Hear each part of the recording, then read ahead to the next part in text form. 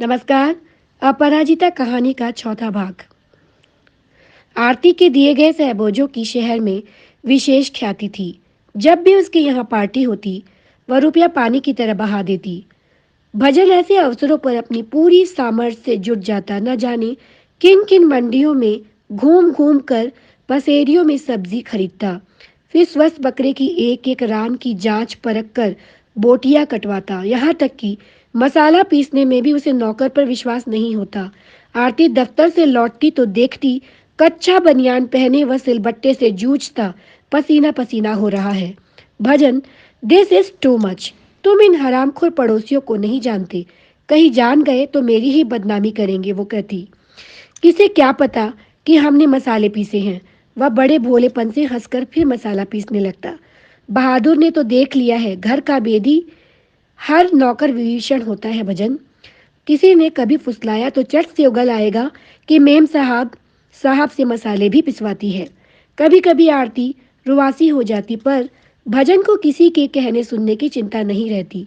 जब आरती drawing room की ओर अपनी साज सज्जा में व्यस्त रहती, वह रायते के लिए दही मथ रहा होता। घर का नेपाली नौकर बहादुर ही उसका एकमात्र मित्र था। उसे भी यह मसाला पीसने वाला मेम साहब के ब्लाउज पेटीकोट में इस्त्री करने वाला साहब बहुत पसंद था। ना उसे कभी डांटता, ना डपटता। आरती को कभी कभी मीटिंग से लौटने में बड़ी देर हो जाती तो देखती स्वामी और भृत्य दोनों परमानंद से रेडियो लगाकर फिल्मी गाने सुन रहे हैं। कितनी भाग्यवान हो तुम आरती, उसके मित्र सीमा चक्रवर्ती कहती थी। तुम्हारे पति की जगह कहीं मेरा हरेंद्र होता तो ऐसी दावत के बाद मेरी खैर नहीं रहती।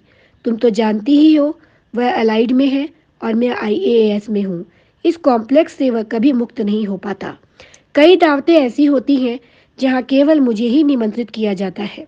बस फिर यह समझ लो कि पूरा महीना भर वह दावत मेरे सिर से निकलती रहती है।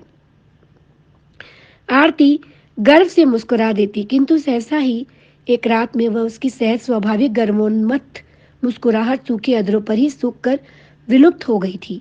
आज पहली बार जीवनोदधि की उद्दत आनंदी तरंगों के बीच एक अदृश्य चट्टान की भयावह उपस्थिति उसे त्रस्त कर गई थी। कुछ ही क्षणों में उसका जीवन पोत उससे टकराकर चूर चूर हो जाएगा।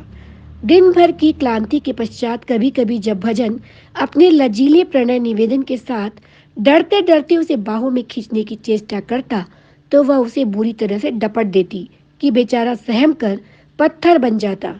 आज उन्हीं बाहों के विस्तृत घेरों में स्वयं ही सिमट कर खो जाने को उसका आर्द्र हृदय व्याकुल हो रहा था।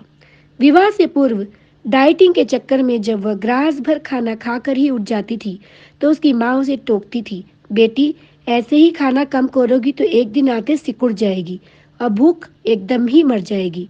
यही शायद भजन की अभूख का कारण भी था। उस क्षुद्रास्त्र भिक्षुक को उसने ही तो तीव्र भर्त्सना से न जाने कितनी बार द्वार से भूखा ही लौटा दिया था। पर तब वह क्या जानती थी कि उसके शिशु से सरल पति को उस मायावी गुरु का चक्कर बांध रहा है। कुछ महीनों से वह पति की विचित्र गतिविधि को देखकर शंकित अवश्य हुई थी, पर फिर अफसरों का शत्रु मार्च का महीना सिर पर चढ़ाया था। न जाने कितने बिल, कितनी फाइलें, और चिड़ियाघर के बंद पिंजरे में गुर्राते बब्बर शेर की सी गर्जना में उसके सचिव कलेजा बीच बीच में अलग ही धड़का रहे थे। क्या करती बेचारी, थकी मांदी आती और भजन से थोड़ा इधर उधर की बातें कर सो जाती। अचानक एक दिन आरती की नींद टूटी तो देखा कि पार्श्व से पलंग से भजन गायब है। उसने सोचा शायद बाथरूम गया है।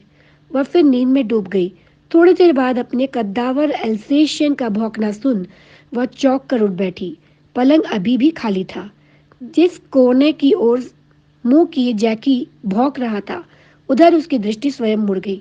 न जाने कब से उसके बगल से उत्तर भजन चटाई बिछा शीर्षासन की मुद्रा में मूर्ति सा स्थिर उल्टा लटका था। उसकी सतह सतर देह काठ की सी तनी थी। सिर के बालों ने लंबोतरे चेहरे को पूरी तरह ढक लिया था। जैकी स्वामी की परिचित देहगंध से भी आश्वस्त नहीं हो पा रहा था। चुप कर जैकी, आरती ने उसे झपटा। फिर अपने झुंझुलाहट को यथासाध्य संयत कर उसने उल्टे लटके भजन के कान के पास मुंह सटाकर पुकारा, भजन, भजन डार्लिंग। पर भजन डार्लिंग ने तो जैसे परम पद पा लिया था। संसार में होकर भी वह संसार में नहीं था। आरती का साहसी कलेजा भी बुरी तरह धड़क रहा उठा।